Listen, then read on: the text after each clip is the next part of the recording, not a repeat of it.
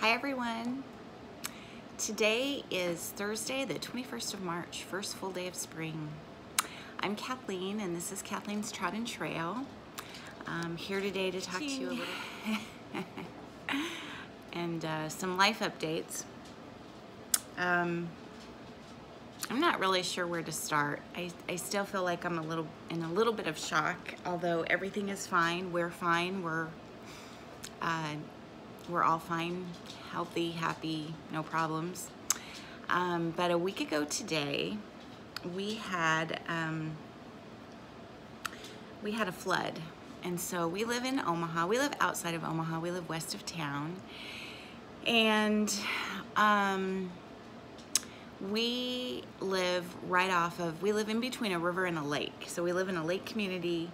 The lake is across the street from our house. Our neighbors who live directly across the street actually have a beachfront property on the lake. We live on the other side, and then behind us runs the North Halcorn River. So just to kind of give everybody, for those of you who aren't familiar with kind of the river system in Nebraska, which I wasn't until very recently, and I would say the river probably runs a good, when the river is not overflowing its banks, it is probably a mile away from our house. In the spring, summer, and early fall, when the leaves are on the trees, we can't see the river. We can kind of see the river if it's running high in the wintertime.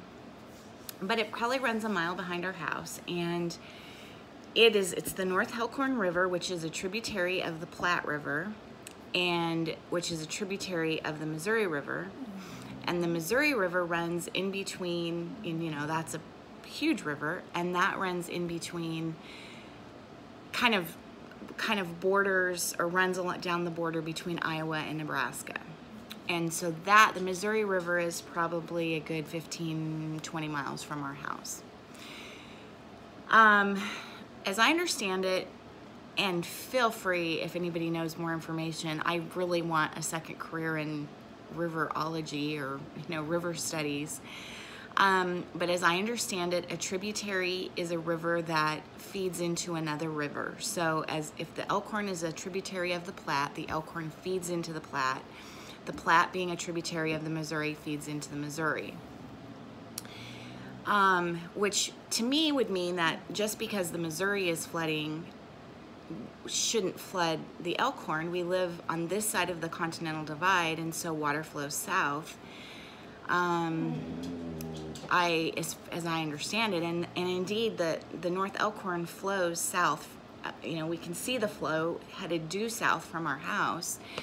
But at any rate, we had a perfect storm. So we had, a lot of you had heard about this cyclone bomb that hit the Colorado Rockies early part of last week. It was a blizzard kind of out of nowhere that radiated winds, 40 to 50 to 60 mile an hour winds, and in places dropped 2 feet of snow in Colorado. And that happened early in the week, and then that storm moved east, as storms tend to do, and hit western and central Nebraska. Same storm, dumping huge amounts of snow and high winds. Did not get to us. The most we got was some rain, and it wasn't even a ton of rain. But that storm hit when all of Nebraska still had a whole lot of snow on the ground. And there were places here, we had snow piles here early part of last week that were still 8 feet tall from shoveling and plowing and that sort of thing. And in just a place where snow hadn't been piled, where it had just fallen, we probably had 6 or 8 inches of snow still on the ground. It had been very, very cold. The Saturday before, we'd gotten up to 1 degree as our high, and then early part of last week we were in the 40s, and so it had been very cold, and then it warmed up very quickly. On top of that, Minnesota, Montana, South Dakota, North Dakota, all the states that are north of us got hit with snow all winter long and had record amounts of snowfall. And some of those places got hit with this cyclone bomb blizzard. So apparently how it works is that there is a dam in Yankton, South Dakota called the Gavins Point Dam, that feeds into Gavins Lake, and it's a man-made lake and dam that was developed, I think, in the 50s. I'm not sure about that now, but it's some time ago, to help mitigate flooding in kind of South Dakota, Nebraska, and Missouri.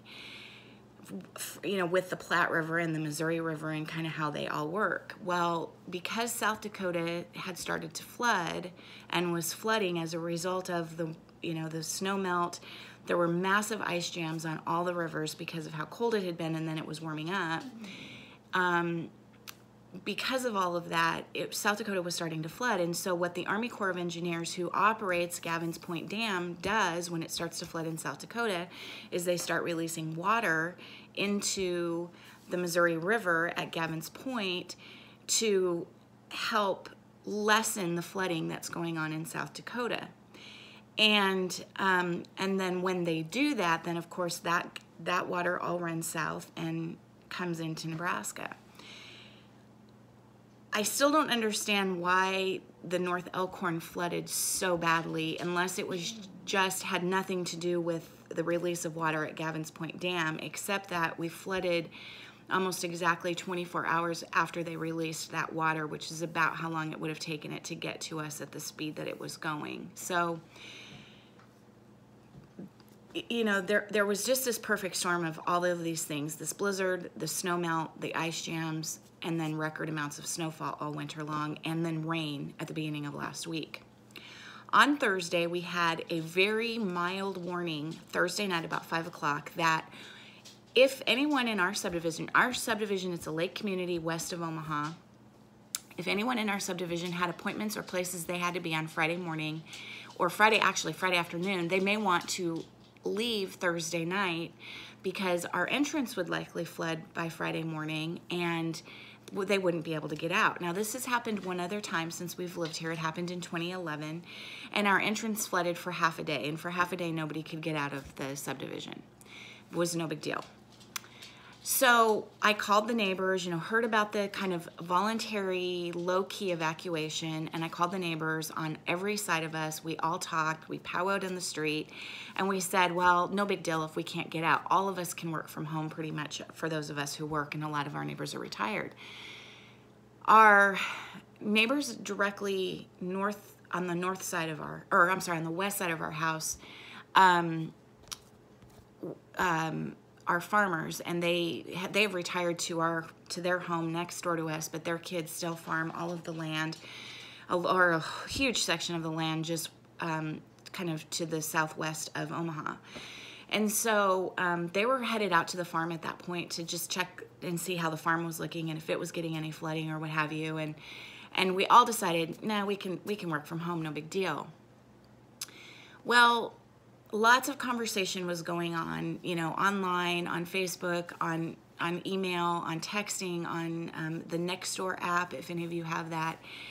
And I was starting to panic a little bit, because it was starting to seem like maybe it was going to be a little bit more than just the entrance was going to flood and we wouldn't be able to get out. But no one else was. And I always tend to go to the worst possible place. And so at 11 o'clock when I went to bed, I was kind of panicky, and Brian said, okay, what would make you feel better before you go to bed? And I said, I think I want to move everything up from the basement. We have a walkout basement. We have a 2-story home with a fully finished walkout basement. And he said, look, it is bone dry outside. It wasn't raining. The snow melt had all absorbed or evaporated. It was bone dry. He said, I'm not going to move stuff up from the basement, and until we have to. Like, it's not, nothing's happening. And I said, okay, that's fine, and we'll know more by tomorrow morning. If the entrance floods by tomorrow morning, then we'll probably, we might get some water in our yard tomorrow afternoon, and we can move stuff up in the morning. Well, I went to bed, went to sleep, woke up at 3 in the morning to use the restroom, and I have in my master bath, I have a little window, tall, kind of skinny window that looks out to our south, which is where the river runs, and kind of our backyard and our back 40.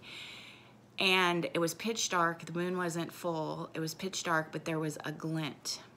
when I looked down into our yard and into the back 40, and it was a glint that does not show up on grass, and I knew we had flooded. And so I immediately came running downstairs, and every light in the house was on, and my husband was standing in the family room, and I said, "What's going on?" And he said, "We have water, not in the house. It's up to the garden," which our garden runs to the very end of our yard. He said, "It's up to the garden, but it's been there since 1:30 and it hasn't moved. I've moved everything up." All of the stuff that was downstairs that we cared about was all of my rug hooking, all of my wool, 33 rugs, and all of my cross stitch, all of my my stash. And he had moved everything up. He had put the treadmill up on the couch, which we have an old couch down there that we don't care about. He had moved everything up. We watched that water all night. It never moved. The next morning, it started kind of moving a little bit. The next morning, we got word that a levee had toppled in Fremont. So Fremont is about 15 minutes from us to our west, and that a levee had toppled, and that as a result, they expected the North Elkhorn to crest later that day at 19.3 feet. So we knew that we were going to come close to flooding at that point. In June of 2011, when the Elkhorn crested at 19.1, water came up to our yard but didn't get past the garden. So we knew it would probably get past the garden, probably still wouldn't get to the house. It crested on Friday at 19 or maybe closer to 20, and we had a new update that they then expected on Sunday night it would crest at 21 feet, or on Saturday night into Sunday morning it would crest at 21 feet. We still thought we were okay. The water was about halfway up in the garden, which is probably, I would say, a good 10 yards from the house, maybe more. I'm not great at figuring distance. On Saturday morning, got up, and it was up to the first step of I have a flat deck down next to the garden, kind of a landing, and 4 steps down, and the water was up to the first of those 4 steps. But it was moving slowly. We saw things like trees, 20, 30 feet tall trees with roots go floating by our house. We saw beavers swimming in the water, right in our backyard. At one point, we saw a full-size propane tank go floating by. It was unbelievable, the stuff that was coming and how fast that water was moving. At about 9:30, 9:40 in the morning, we got word that the levee in Valley, Nebraska, which is 7 minutes from us, had toppled. For an hour and a half, the National Weather Service put out nothing more on the Elkhorn River, nothing more on what the cresting was going to be, nothing more on where it was.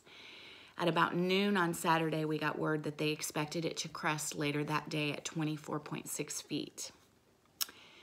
So we thought we were pretty close to being, our home was going to flood. At this point in time, we were without water because sewage was backing up in other people's homes here on the lake.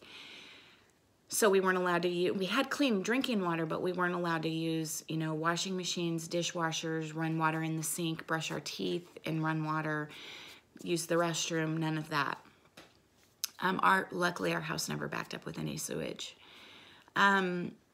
So we just watched the water, and through the day on Saturday, we watched the water get closer and closer to the house. At 5 o'clock, 6 o'clock Saturday night, it actually crested at like 24.8 feet and then started to recede. It receded very slowly.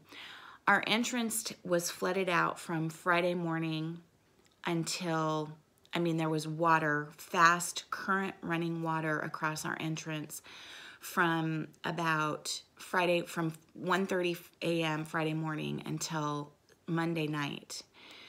Once the water had gone and receded, the road is completely buckled and destroyed, decimated. I'll insert some pictures here. A lot of you have already seen these on Facebook, but I'll insert some pictures of what the entrance looks like now.